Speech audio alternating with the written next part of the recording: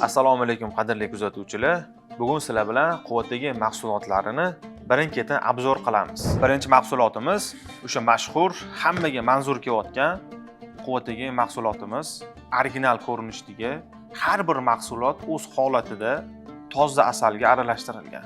Keyingi mahsulotimiz quvvatdagining miksirovkadan o'tkazilgan holati.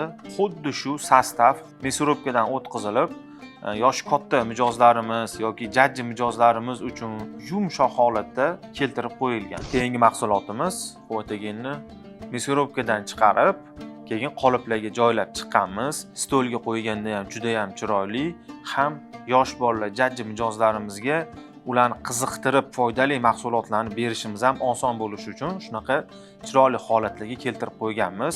20 xil quruq mevalar asalga aralashtirib shunaqa holatga keltirganmiz. Mana ko'rganinglardek mahsulotlarimiz bilan qisqacha bo'lsa ham tanishdinglar, lekin обязательно yeb ko'rishinglarni tavsiya qilaman. Boshqacha hissiyotga ega bo'lasizlar. Videolarimiz sizlarga yoqayotgan bo'lsa, like, kommentlarni ayamasdan o'z fikringlarni qoldiringlar.